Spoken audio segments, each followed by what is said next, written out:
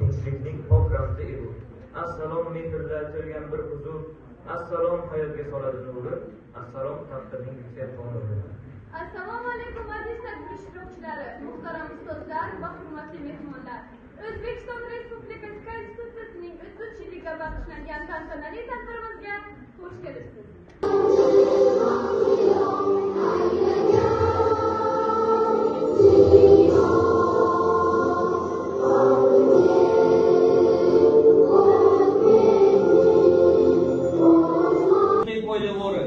Bu buyuk qonunga hurmatimizni yosh avlod timsolida ko'ramiz.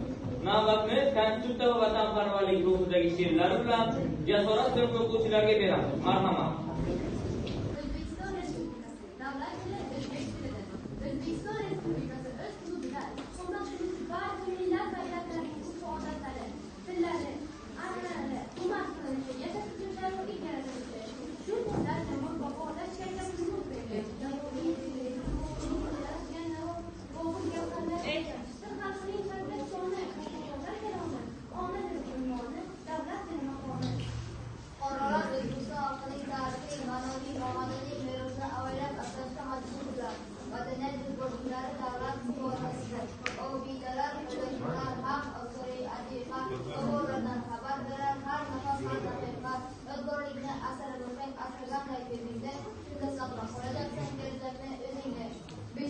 Har bir inson xohlaganligi e'tiqod qilish yoki hech qaysiga e'tiqod qilmaslik huquqiga egadir. Diniy qarashlarga majburan shuningdek yo'l qo'yilmaydi. Har bir o'quvchimizning ko'zida porlab turibdi. Jasoratli o'quvchilarga katta rahmat. Asosiy qonunimiz har bir fuqaroning huquq va erkinliklarini kafolatlaydi. Marhamat, o'quvchilar ishtirokida Konstitutsiya normalari aks ettirilgan qiziqarli sahna ko'rinishi. Tinchligi va farovligini kafolatimam. Keling, meni kimlar va qanday ishimiz kerak?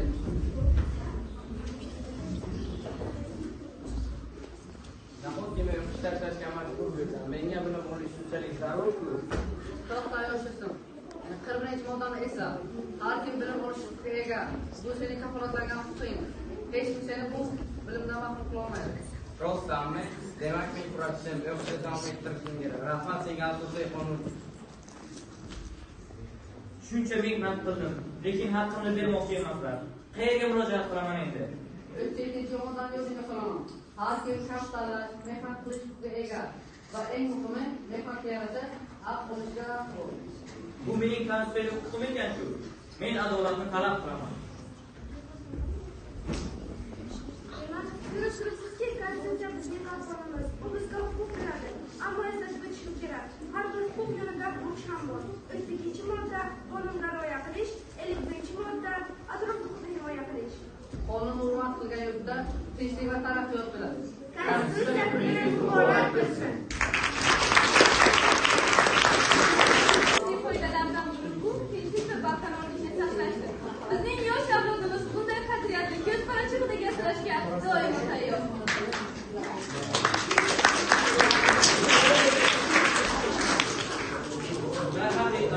Endi esa sahnaga Konstitutsiya kafolatlagan milliy qadriyatlarimizga hurmatni va vatanimizga bo'lgan shijoatni namoyon etuvchi navbatdagi ijro egalarini chorlaymiz.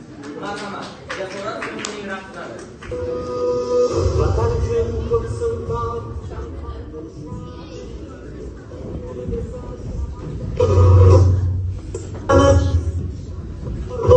Chamanimni o'lsam kafanim, mangu berdilik menga taqdiri azal. Bilan yolg'iz bo'lsam bilmadim, sodiq bo'lsam bilmadim, bilan yolg'iz bo'lsam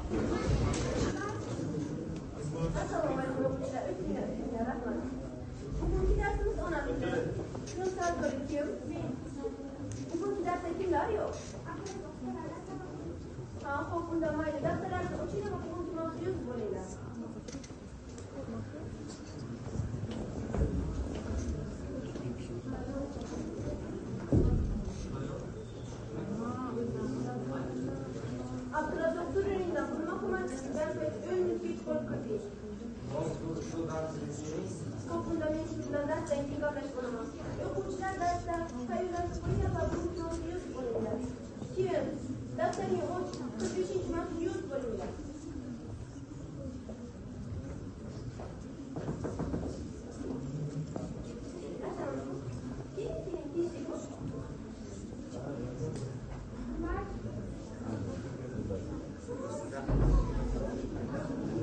Bugun haftalikda kutilgan sababli har qanday jinoyatni oldini olish uchun o'quvchilarni ma'lum tekshiryapmiz.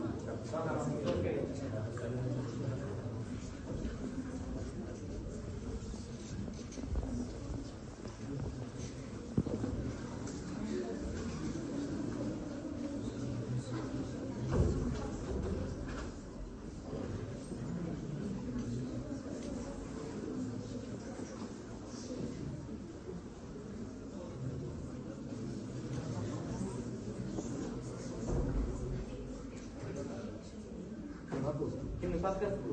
Maniki. Buni senga kim berdi? Unda buni idorada aniqlashtiramiz.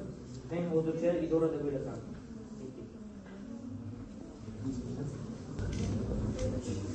O'zbekiston hududida yoshlarga pirotexnika vositalarini sotish, ularni qo'llashga ruxsat berish yoki ular orasida savdo-sotiq ishlarini yuritish qat'iyan man etiladi. O'zbekistonning kelajagi yoshlarimiz qo'lidadir. Konstitutsiya kuni muborak.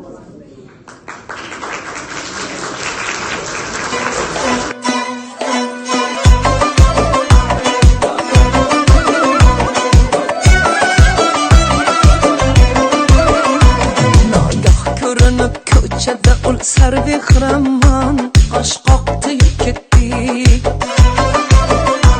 Nogoh ko'rinib ko'chada ul sarvehraman qo'shqoqdi ketdi. Qosh uchida ibo qilib jubbasilar zon bir boqdi ketdi.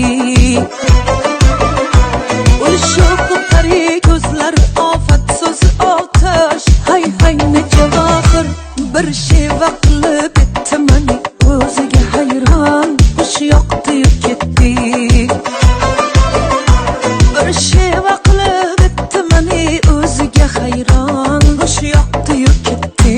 Bir boqdi ketdi ul yoqdi ketdi hay hay nejavahir zor etdi ketdi. Bir boqdi ketdi ul yoqdi ketdi hay hay nejavahir zor etdi ketdi.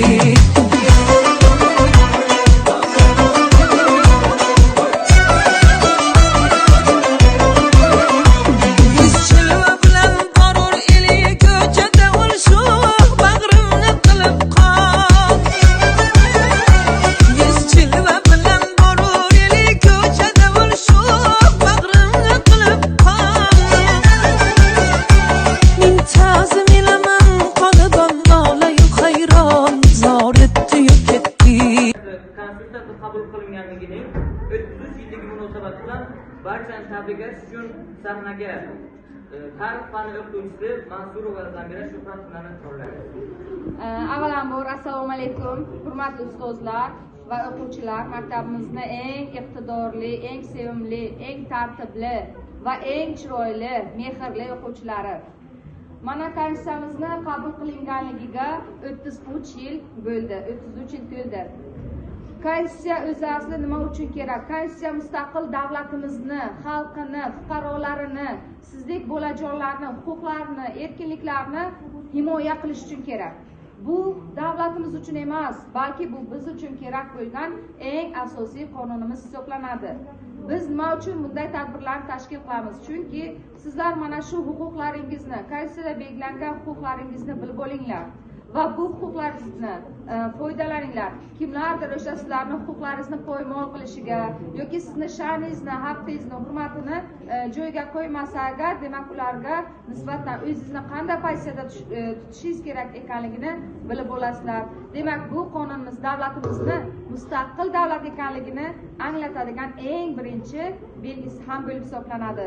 Men istardimki, hammalariz hayot yo'llaringizda mana shunday qonunlarimizni eng yaxshi sizlarga o'sha nima deydi imkoniyatlar beradigan eng yaxshi moddalar hayotlaringiz yo'lini nurafshon qilsin, porloq qilsin.